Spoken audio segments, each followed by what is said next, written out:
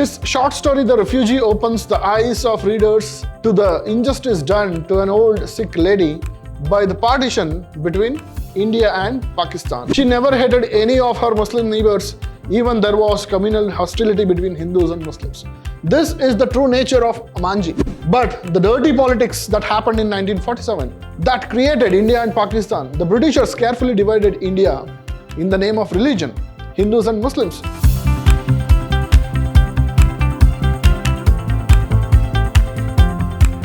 Hello students, I am Anil, Assistant Professor of English, Vidhyaashram First Grade College, the Temple of Excellence, MYSURU. In this session, we are going to look at a short story titled The Refugee for the students of BCA first semester. Before we get into the story of The Refugee, let us look at the author. So about the author, K.A. Abbas is the author of this short story, The Refugee.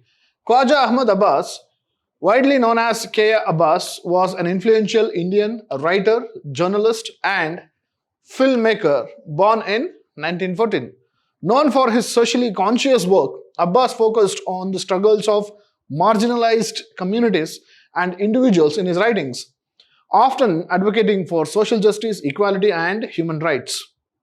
His work reflects his progressive ideals shaped by socio-political turmoil of pre- and post-independence India. So you have to remember this concept in order to understand the story Refugee. Abbas wrote in both Urdu and English and excelled in various literary forms, including short stories, novels, and screenplays. His journalism, particularly his column Last Page in Blitz, addressed issues like poverty, communalism, political corruption, resonating with readers over decades. Abbas also worked closely with Hindi cinema and was a key figure in the Indian film industry, often collaborating with directors like Raj Kapoor. His works like Inqilab and The World is My Village depict deep empathy for the common man. The Refugee, one of his most well-known short stories, reflects his sensitivity towards themes of displacement and human resilience, capturing the trauma of partition while emphasizing universal human emotions. So this is about the author K.A. Abbas. In this story, The Refugee, he tells us a heart-touching story. Let us see what the story is. His short story, The Refugee, opens the eyes of readers to the injustice done to an old sick lady by the partition between India and Pakistan. Here you have to understand the injustice done by the partition of India and Pakistan. Before we understand this story, we should know what happened in 1947.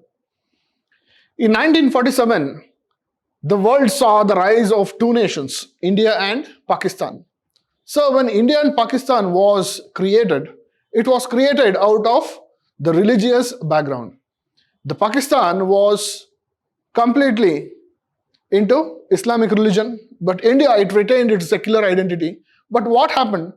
Fearing the dangers to the life and property of people themselves, they changed their places. Many people from Pakistan came to India and many people from India went to Pakistan. While this was happening, there people started hating each other for a wrong political decision.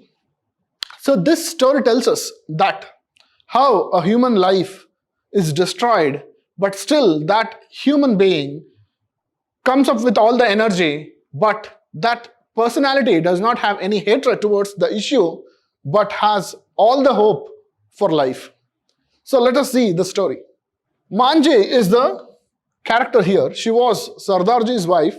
She lived in peace at Rawalpindi, which is in Pakistan, before partition. Their house was very spacious. She had a small piece of land and a buffalo. So, a village setup. The buffalo yielded her 10 seers of milk every day. She shared the buttermilk with her Muslim neighbors. The rent from the tenants and the cultivation made her to live a peaceful life. So before partition, Manji's life was so simple and peaceful. She had a beautiful and she had a friendly relationship with all her neighbors. She was very cordial with everybody and she was being respected by her neighbors as well. She was a rich lady. Her son worked in Bombay. She felt sorry for the son at there who could earn a lot of money but not able to get pure milk or ghee and various types of fruits. So here we get to know that Manji's son, he used to work in Bombay. Before he worked in Bombay, he was in Calcutta, then he went to Delhi, then finally he was working in Bombay. So when he was working there, he was earning money, but that was not the issue for Manji. Whenever Manji thinks of her son, she thinks that that man does not get anything that she is getting in her place. Not even pure milk, pure ghee, or the fruits which were available in Rawalpindi. So she was into this social setup, a village social setup. Now what happened? There was this partition news that appeared in the newspaper. So when this appeared, Manji thought that it was just like a fever to human brain. And she did not mind and she thought that it would go away. But what happened to her disappointment was this: the hatred that people had for each other. All the Muslims who migrated from India to the Pakistan region, they came with hatred and revenge, a sense of revenge for the other community. So they came, they settled down somewhere near Rawalpindi. And Manji was very affectionate. She understood their plight. She provided all that she could. But what happened? The neighbors of Manji, they told her, Manji, please, you also go back to the Indian side of the partition so that you would remain safe. But Manji thought that she had lived all over her life in Rawalpindi and she did not want to go anywhere. And she thought that all the Muslim neighbors who were there as her own sons, her own children. But something happened which disturbed Manji so much that she decided that this hatred, fever of hatred, was beyond cure. That incident was this. A Tongawala and his innocent horse were killed in front of Manji's house at Rawalpindi in the communal riots that took place between Hindus and Muslims. So that happened in 1947. She was really hurt with this. This heinous crime drove Manji from Rawalpindi to Bombay. So now she thought that this was not the safest place to live. Then she said, I'm going to live. Then she left from Rawalpindi to Bombay. In Bombay, Manji and her husband lived in a small rented house with their son. So she had a mansion in Rawalpindi, but when she came as a refugee to India, she stayed in Bombay with her husband and son, but in a small rented room.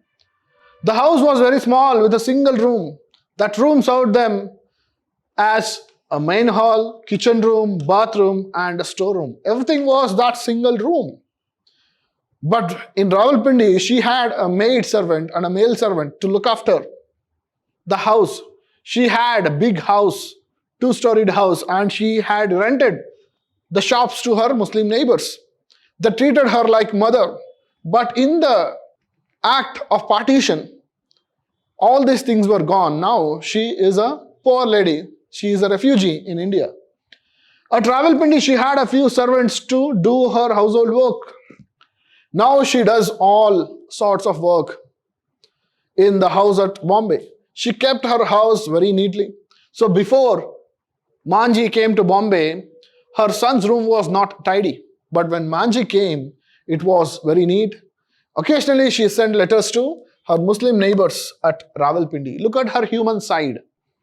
She used to be in touch with the fellow people in Rawalpindi. She wrote letters to Rawalpindi, and she recalls that there was a tailor during this communal riot, and that man protected Manji and her husband's life day and night.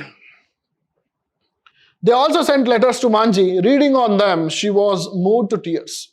So when she wrote letters, she always got the reply. People at Rawalpindi, they also loved Manji. They had a very cordial relationship.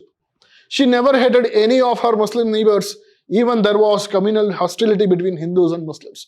This is the true nature of Manji. Manji did not hate anybody. She understood the situation and thought that that was not to hate each other. The old memories were very sweet to her and she wept on the past happy incidents with them. She recalled everybody, particularly the tailor who protected her and her husband's life, keeping watch day and night when there was this communal riot. K. Abbas has portrayed the scenario of communal riots and an old woman affected by it. Now, realizing this story, and Manji also thought that she would go back to Rawalpindi, but then she understood that she can never go back to Rawalpindi. She became a refugee in India, and the story ends while she was recalling her happy days, and then she wept for what happened to India. Manji is an epitome of motherhood and a good-natured woman. This is what we have to understand. She is the epitome of motherhood.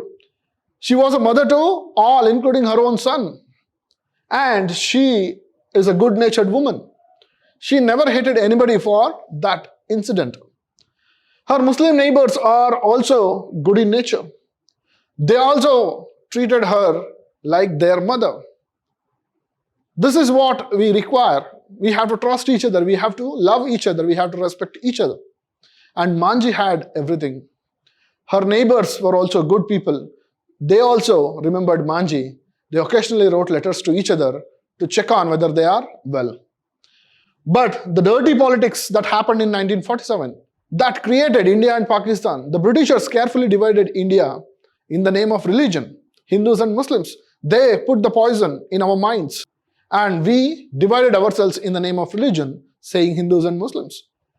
And this dirty politics and inefficient governments have made an irreparable gap between the lives of those people.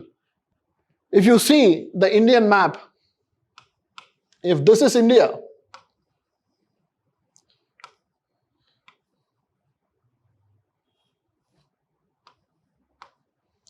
there is Pakistan in both, there is Punjab for both sides of this border. Pakistan Punjab and Indian Punjab. People from here migrated to Pakistan and people from there migrated to India. They left behind whatever they had, their good friends, their long joint family, then their property, their emotions. They left everything and they just came as refugees to both the sides. And here K. Abbas gives the picture of Manji, who left everything in Rawalpindi and came to Mumbai and settled down. But she did not lose her human nature. She was very motherly in treating everybody. She was good with everything and she never repented or she never thought of those bad days. She always recalled the good old days she had in Rawalpindi. So this is the story. You have to remember this, the dirty politics and inefficient governments have made an irreparable gap between the lives of those people. Here, Manji plays the role of a good-natured human being. She tells, she recalls, she remembers everything that was good for her and she never hated or she never complained about any human being. And now she is leading a happy life in Bombay. Sometimes when she recalls the memories of Rawalpindi, her eyes become wet. She gets into those old days and she remembers everybody who were good for her. And this is the story of the refuge. With this, we shall meet in the next class. Thank you.